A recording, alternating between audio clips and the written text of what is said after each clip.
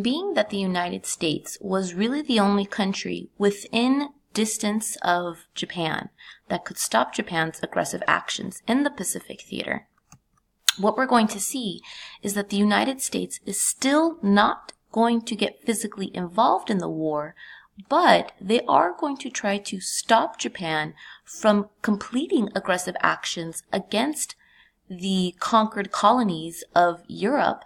They're going to try to stop this by strengthening and increasing the number of economic sanctions they place against Japan.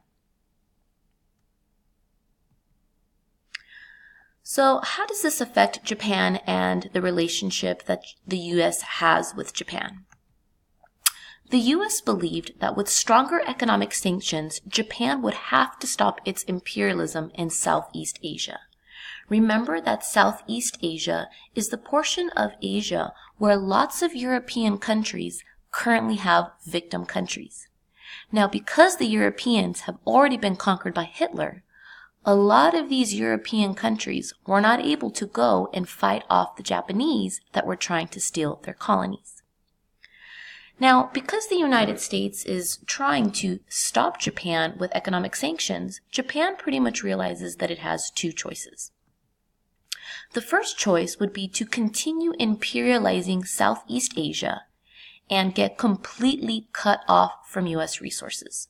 The United States was very clear that they did not like Japan imperializing China, and they did not like Japan imperializing Korea, and especially they did not like Japan imperializing the victim countries of European countries. They stated that if Japan continued these aggressive actions against European colonies or against any countries in Asia or Southeast Asia, then they would get completely cut off from American resources. The second option that Japan had was to stop imperializing, and to stop imperializing in order to continue receiving U.S. resources. So these are the only two options that Japan had. These demands and these sanctions placed on Japan by the United States infuriated Japan. Japan was furious that the United States felt it could talk to Japan that way. And so what ended up happening was that these American sanctions and these American demands ended up forcing and making Japan even more determined to get what they wanted. And remember that what they want is more land, because more land leads to more resources, and more resources leads to more power. And so Japan is now determined to do whatever it takes to get this land, to get these resources, to get this money, even if that means completely destroying a relationship with the United States. Even if that means having to attack more European countries. Whatever it takes, Japan's willing to do. And so what we're going to see is in the Pacific theater, before World War II even starts in the Pacific theater, we're going to see that Japan is going to continue practicing this aggressive imperialism. Now, as Japan continued to practice this aggressive imperialism, there were many different negotiations being held. Negotiations between Japan's capital, Tokyo, and between America's capital, Washington, D.C.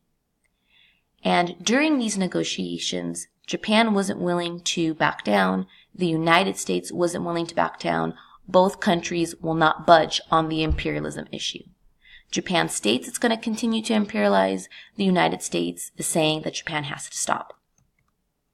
Now, because these two countries are having such different ideas and opinions on the imperialism in the Pacific theater, it seemed very likely that war between Japan and the United States in the Pacific theater was inevitable, meaning that it seemed that World War II in the Pacific theater was going to start up and was going to start up soon. Something that's very important to note is that during this time period where the United States and Japan are having a lot of tension over imperialism, during the same exact time period in the European theater, Hitler has already started World War II. Hitler is currently conquering all these different European countries using blitzkrieg. And so in the Pacific theater, World War II has already started. In the European theater, World War II has already started. And in the Pacific theater, it looks like World War II is about to start. Now, Japan decides that it needs to deal with the United States. It needs to take care of the United States very quickly before the United States can actually physically get involved in World War II.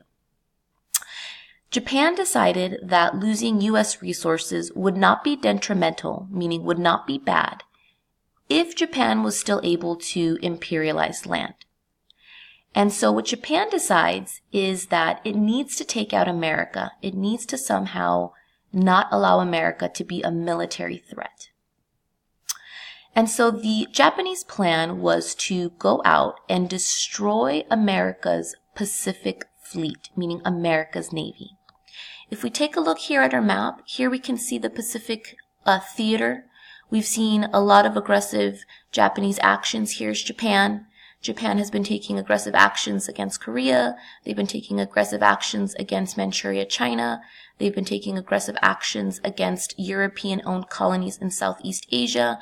And now the United States is demanding that Japan stop. Japan's goal is going to be to wipe out America, and they're going to try to wipe out America by destroying America's Navy located here in the Pacific Ocean.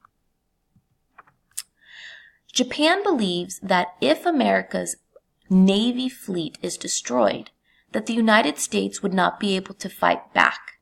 They would not be able to physically stop Japan from imperializing. Right now, all the United States has been trying to do is to stop Japan from imperializing through economic, meaning money threats, right? It's all been a bunch of threats.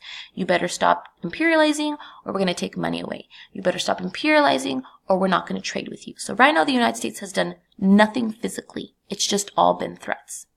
Japan knows that at some point in time, the United States will stop making threats and the United States will get physically involved. But the United States will not be able to get physically involved if their Pacific Theater fleet, if their Navy here has been destroyed. And so that's going to be Japan's goal. Destroy the Navy fleet before America can get physically involved. And this is exactly what's going to happen. On December 7th, 1941, after months of planning and practicing in secret, the Japanese launched their attack on the U.S. Navy base of Pearl Harbor in the Hawaiian island of Oahu. Let's go ahead and take a look at the Hawaiian island of Oahu so we can see how close this is to the United States. Now, before we take a look at the map, it's important to know that this Japanese attack on Pearl Harbor is what will get the U.S. to give up isolationism.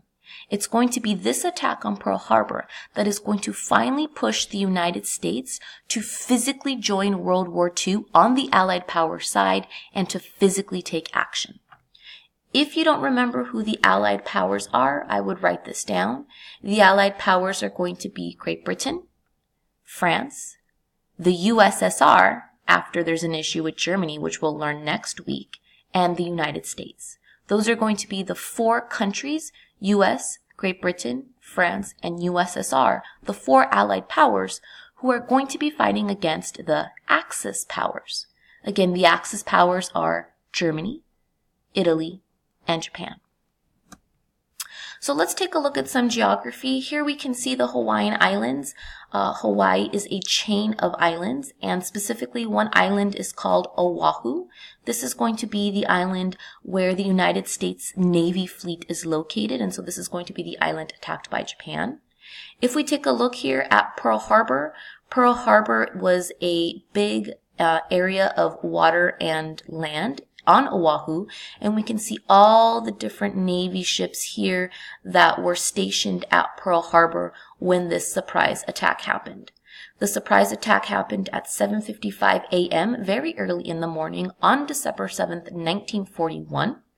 And the president during that time, whom we've already learned a little bit about from our leaders reading, was President Roosevelt, President Franklin D. Roosevelt. We're not going to get into too much detail today about the attack, but you just want to know that it was an attack on American soil because the islands of Hawaii are considered to be one of the 50 states of the U.S. So let's go ahead and kind of recap the two big theaters that we've talked about. We talked about the European theater in the Unit 7.1, 7.3 notes. Please make sure that you annotate this in the arrow. And we learned that the European theater World War II starts in 1939 with the invasion of Poland by Germany's use of blitzkrieg. Today in the Unit 7.4, we zoomed into the Pacific theater and we learned about Japan's aggressive actions in Korea, Manchuria, China, and Southeast Asian colonies owned by Europe. We learned that in 1941, the United States will physically join the war against the Axis powers when its Pearl Harbor military base is attacked by Japan. And so we learned that 1941 is the official date that many Americans believe World War II started for them. Go ahead and annotate these bottom sections so that you can remember the key events that started the war in each of these theaters. We have Hitler's attack on Poland, like I mentioned, and Japan's attack on Pearl Harbor. Again, not everyone agrees with these two start dates. Not everyone agrees that Poland was the official start of World War II in the European theater. And not everyone believes that Pearl Harbor was the official start of World War II in the Pacific. But these are the two events that we will use because they tend to be the more popularly used events. That concludes our notes for the Unit 7.4. We're now going to go ahead and stop our podcast in order to jump into the Unit 7.3 Holocaust notes. Last class, we did not finish these, so we'll go ahead and finish these now. Please be sure to follow the directions given by the teacher.